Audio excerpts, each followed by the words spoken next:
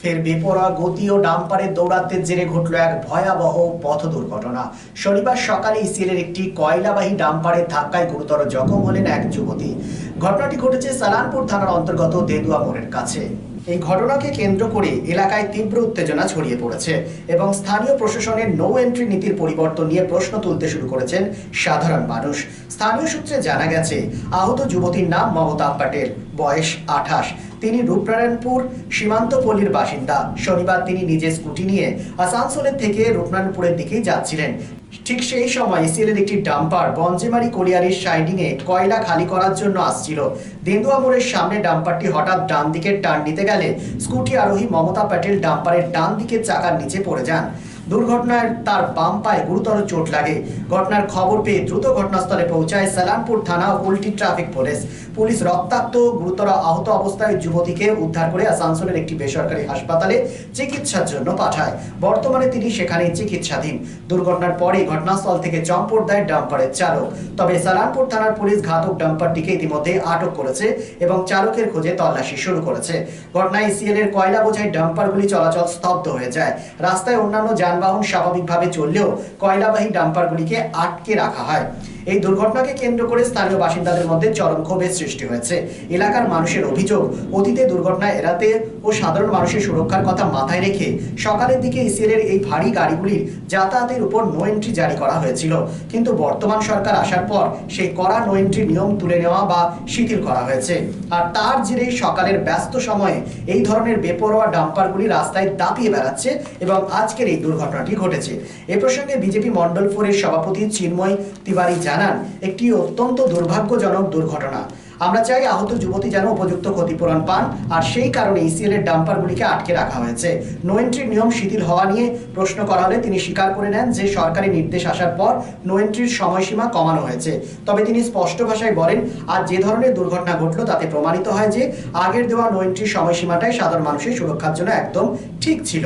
আপাতত এলাকার পরিস্থিতি নিয়ন্ত্রণে থাকলেও ব্যস্ত রাস্তায় কয়লা বোঝাই ভারী ডাম্পারে চলাচল নিয়ন্ত্রণ করার জন্য প্রশাসনের কাছে জোর দাবি জানাচ্ছেন স্থানীয় বাসিন্দারা।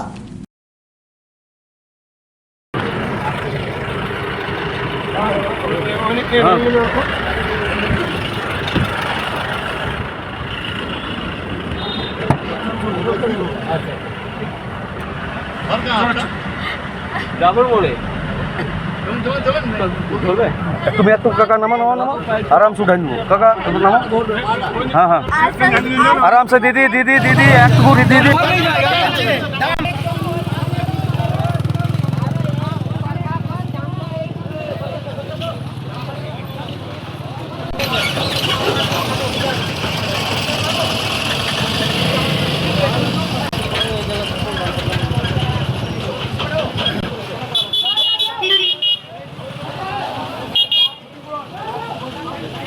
একটা সিএলের যে সমস্ত প্রাইভেট হাইওয়েগুলো আছে সেই প্রাইভেট হাইওয়েগুলো ট্রান্সপোর্টের মানে ইয়ে কয়লা নিয়ে আসছিল, তখন এক বাচ্চা মেয়ে ভিকটিম প্লাসই আছে, উনি স্কুটি নিয়ে আসছিল, তার সাথে অ্যাক্সিডেন্ট করে। যার জন্য সমস্ত ইসিএলের হাইওয়ে যেগুলো আছে সেই হাইওয়েগুলোকে আটকানো হয়েছে এবং বাকি রোডটা যেটা আছে সেটা পুরোপুরি স্বাভাবিক করা আছে। মানে বাস ট্রাক যেগুলো আছে সেগুলো সমস্ত চলছে, কিন্তু ইসিএলের যে সমস্ত গাড়িগুলো আছে সেগুলো এখনও পর্যন্ত আটকানো হয়েছে। কারণ যতক্ষণ না কম্পেনসেশনের ব্যাপার আছে, মেয়েটি যেটা আছে লেগেছিল খুব গুরুতরভাবে লেগেছে এবং তাকে হসপিটালও নিয়ে যাওয়া হয়েছে এবং তার কম্পেনসেশনের যে ব্যাপারটা আছে সে ব্যাপারটা যতক্ষণ পর্যন্ত একটা কোনো ফ্যাসলাতে আসছে না ততক্ষণ পর্যন্ত ইসিএলের গাড়ি এখন আপাতত শুধুমাত্র ইসিএলেরই গাড়ি আটকেছে। শুধুমাত্র ইসিএলের গাড়ি আটকানো হয়েছে, বাকি যে সমস্ত পাবলিক ট্রান্সপোর্ট আছে সেগুলো সবগুলোই চলছে। আচ্ছা, এইটা তো আগে নো এন্ট্রি ছিল, মানে এমনি তো সময় আসার কথা নয় এই গাড়িগুলো, আচানক দেখছি এই চলছে গাড়িগুলো, এই সময় ঢুকছে। দেখুন, কিছুদিন এক সপ্তাহ ব্যাপী সরকার থেকে একটা দেওয়া হয়েছিল যে নো এন্ট্রিটার মানে যেটা আছে সেটা টাইম পিরিয়ডটা শর্ট করা হবে, কিন্তু যা দেখা যাচ্ছে আমার মনে হয় নো এন্ট্রি টাইম পিরিয়ডটা আবার বাড়ালেই সুবিধা হবে।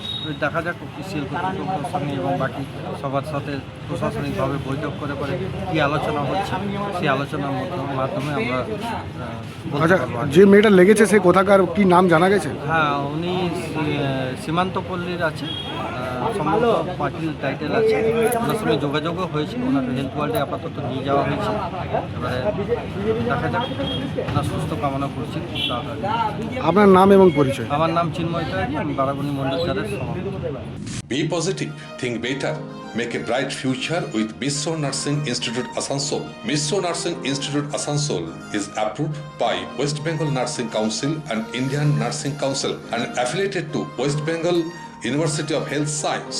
Mishra Nursing Institute Asansol associated with Marwari Relief Society Hospital, which is our parent hospital, and our affiliated hospital is Asansol District Hospital and few rural health centers in Asansol for providing clinical and field training to BSc Nursing and JNM Nursing students. Mishra Nursing Institute Asansol offers BSc Nursing for 4 years. Eligibility of admission 45% marks in HS with science stream and English, and JNM course for 3 years.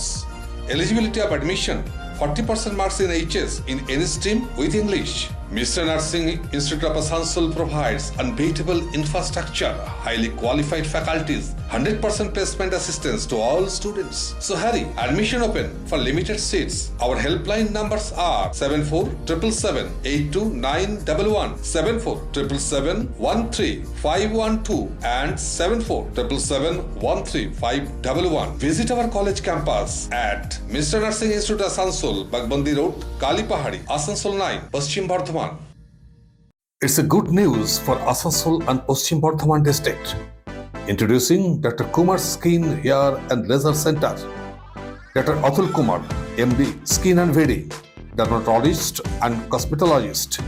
Hotton Road near Masjid, Asansol. Mobile number 8388831308.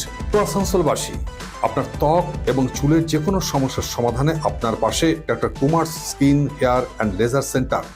Doctor Atul Kumar, MD, skin and very, dermatologist and cosmetologist. Mobile number 8388831308. So please come. Dr. Kumar's Skin, Hair and Laser Center, Hotton Road near Masjid, Asansol.